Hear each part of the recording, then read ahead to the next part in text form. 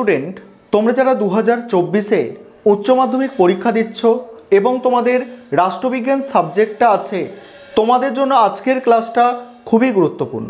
আজকের ক্লাসে তোমাদের লাস্ট মিনিট সাজেশান নিয়ে আলোচনা করব। 8 নম্বরের প্রশ্নের সাজেশান নিয়ে আলোচনা করব এবং এই সাজেশানে আমি মাত্র 5টা প্রশ্ন বলে দেব। আশা রাখি তোমাদের পরীক্ষায় 5টা বড় প্রশ্নের অ্যান্সার করতে হয়।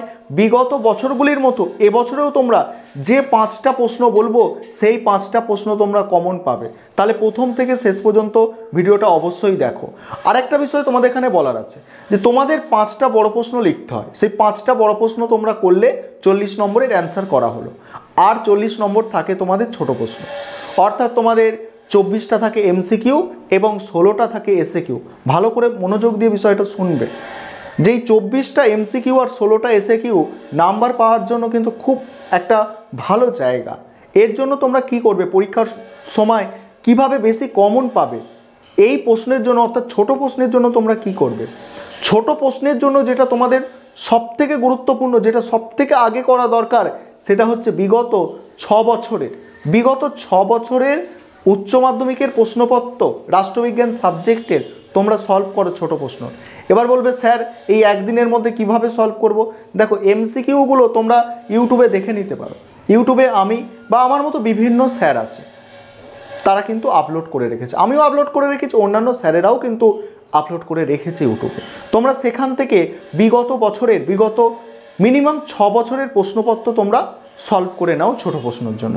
দেখবে এসএকিউ এমসিকিউ যদি সলভ করে যাও, 40টা ছোট প্রশ্নের মধ্যে তোমরা মিনিমাম 30টা কমন অবশ্যই তোমরা সেক্ষেত্রে পাবে। এবারে তোমাদের বড় প্রশ্নর সাজেশান নিয়ে আলোচনা করছি, ভালো করে তোমরা শুনে নাও। দেখো 1 নম্বর অধ্যায় থেকে সবথেকে গুরুত্বপূর্ণ যে প্রশ্ন সেটা হচ্ছে কি, বিশ্বায়ন কাকে বলে, বিশ্বায়নের প্রকৃতি বা বিভিন্ন রূপ আলোচনা করো। একই প্রশ্ন, বিশ্বায়নের প্রকৃতি বা বিভিন্ন রূপ একই প্রশ্ন। সেই অর্থনৈতিক বিশ্বায়ন, রাজনৈতিক বিশ্বায়ন, সাংস্কৃতিক বিশ্বায়ন, এই পার্টগুলো তোমাদের এর মধ্যে লিখতে হবে। তা প্রথম অধ্যায় থেকে মোস্ট ইম্পর্টেন্ট প্রশ্ন তোমরা পরীক্ষায় কমন পাচ্ছ, বিশ্বায়নের প্রকৃতি বা বিভিন্ন রূপ আলোচনা করো। পরের অধ্যায় অর্থাৎ তোমাদের এবারে আছে 5 নম্বর অধ্যায়। 2 নম্বর অধ্যায়, 3 নম্বর অধ্যায়, 4 নম্বর অধ্যায় থেকে কোনো রকম বড় প্রশ্ন 8 নম্বরের থাকে না। এবার 5 নম্বর অধ্যায় থেকে মোস্ট ইম্পর্টেন্ট যে প্রশ্নটা তোমাদের জন্য তৈরি করতে অবশ্যই হবে, মার্কসের রাষ্ট্র সম্পর্কিত তত্ত্বটি আলোচনা করো। মার্কসের রাষ্ট্র সম্পর্কিত তত্ত্বটি আলোচনা করো। তারপরে তোমরা করবে 6 নম্বর অধ্যায়। 6 নম্বর অধ্যায় থেকে যেটা করতে হবে তোমাদের সবথেকে গুরুত্বপূর্ণ, সেটা কি, সেটা হচ্ছে ক্ষমতা স্বতন্ত্রীকরণ। ক্ষমতা স্বতন্ত্রীকরণ নীতি কাকে বলে, এর পক্ষে বিপক্ষে যুক্তি দাও। আরেকটা প্রশ্ন এখান থেকে তোমরা দেখে যাবে, সেটা হচ্ছে কি, সেটা হচ্ছে এককক্ষ বিশিষ্ট বা দ্বিকক্ষ বিশিষ্ট আইনসভার পক্ষে বিপক্ষে যুক্তি। যেটা এককক্ষ বিশিষ্টর পক্ষে সেটাই আবার দ্বিকক্ষ বিশিষ্ট আইনসভার বিপক্ষে, আবার ঠিক উল্টোটা, যেটা এককক্ষ বিশিষ্ট আইনসভার বিপক্ষে সেটাই দ্বিকক্ষ বিশিষ্ট আইনসভার পক্ষে যুক্তি। এই কোশ্চেনটা তোমরা তৈরি করছো। তারপরে 7 নম্বর অধ্যায় থেকে মোস্ট ইম্পর্টেন্ট প্রশ্ন, ভারতের প্রধানমন্ত্রীর ক্ষমতা ও পদমর্যাদা আলোচনা করো। ভারতের প্রধানমন্ত্রীর ক্ষমতা ও পদমর্যাদা আলোচনা করো, মোস্ট ইম্পর্টেন্ট প্রশ্ন। পরের প্রশ্ন করবে, তারপরের প্রশ্ন 8 নম্বর অধ্যায় থেকে দেখবে ভারতের পার্লামেন্টের উভয় কক্ষের মধ্যে সম্পর্ক আলোচনা করো। ভারতের পার্লামেন্টের উভয় কক্ষের মধ্যে সম্পর্ক আলোচনা করো, এই প্রশ্নটা দেখতে হবে। তারপর এখান থেকেই দেখতে হবে ভারতের পার্লামেন্টে আইন পাসের পদ্ধতি, ভারতের পার্লামেন্টের আইন পাসের পদ্ধতি। এবং 9 নম্বর অধ্যায় থেকে তোমাদের করতে হবে যেটা, সেটা হচ্ছে হাইকোর্টের গঠন ও কার্যাবলী আলোচনা করো, মোস্ট ইম্পর্টেন্ট। হাইকোর্টের গঠন ও কার্যাবলী আলোচনা করো। এই যে প্রশ্নগুলো তোমাদের আমি আলোচনা করলাম এগুলো হচ্ছে মোস্ট ইম্পর্টেন্ট প্রশ্ন।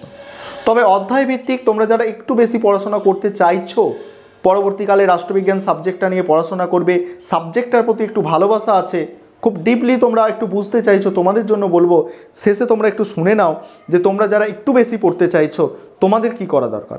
তোমাদের জন্য আমি শেষে সাজেশানটা স্ক্রিন রেকর্ডের মাধ্যমে দেখিয়ে দিচ্ছি, সম্পূর্ণ সাজেশানটা তোমরা পারলে এই প্রশ্নগুলো একটু দেখার চেষ্টা। এবারে তোমরা দেখে নাও, তোমরা যারা একটু বেশি পড়াশোনা করতে চাইছো তোমরা এক্সট্রা যে প্রশ্নগুলো একটু দেখে যাবে। দেখো তোমাদের প্রথম অধ্যায় থেকে আমি বিশ্বায়ন সব থেকে গুরুত্বপূর্ণ বলেছি। আরেকটা প্রশ্ন তোমরা দেখতে পারো যে আন্তর্জাতিক সম্পর্ক কাকে বলে, আন্তর্জাতিক সম্পর্ক আন্তর্জাতিক রাজনীতির মধ্যে পার্থক্য। পরের প্রশ্ন আছে দেখো 5 নম্বর অধ্যায় থেকে তোমাদের আমি বলেছি যে মার্ক্সবাদ খুব ইম্পর্টেন্ট, অর্থাৎ মার্ক্সের রাষ্ট্রতত্ত্ব খুবই গুরুত্বপূর্ণ। আর যে প্রশ্ন তোমরা দেখতে পারো এখানে গান্ধীজির দর্শনের মূল সূত্রগুলি আলোচনা করো, এটা দেখতে পারো। আর গান্ধীজির সত্যাগ্রহ সম্পর্কিত ধারণা আলোচনা করো, এটা দেখতে পারো। তারপরে দেখো, তারপর 6 নম্বর অধ্যায়, 6 নম্বর অধ্যায় থেকে আমি ক্ষমতা স্বতন্ত্রীকরণ এবং এক কক্ষ বিশিষ্ট দ্বিকক্ষ বিশিষ্ট বলেছি। আর যে প্রশ্নটা তোমরা একটু দেখে যেতে পারো, কমই গুরুত্বপূর্ণ এটা, সেটা হচ্ছে শাসন বিভাগ, আধুনিক রাষ্ট্রের শাসন বিভাগের কার্যাবলী। তারপরে 7 নম্বর অধ্যায়, 7 নম্বর অধ্যায় থেকে আমি প্রধানমন্ত্রী বলেছি। আর যেটা তোমরা দেখতে পারো সেটা হচ্ছে রাজ্যপালটা একটু দেখে যেতে পারো। 8 নম্বর অধ্যায়, 8 নম্বর অধ্যায়ে এই দুটো প্রশ্ন আমি বলেছি যে পার্লামেন্টের উভয় কক্ষের মধ্যে সম্পর্ক এবং আইন পাসের পদ্ধতি।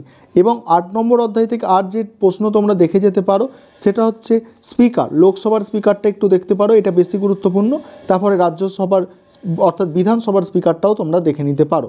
9 অধ্যায় থেকে যেটা বলেছি তোমাদের হাইকোর্টের গঠন কার্যাবলী সবথেকে বেশি গুরুত্বপূর্ণ। এছাড়া তোমরা লোক আদালতের গঠন কার্যাবলী একটু দেখে যেতে পারো।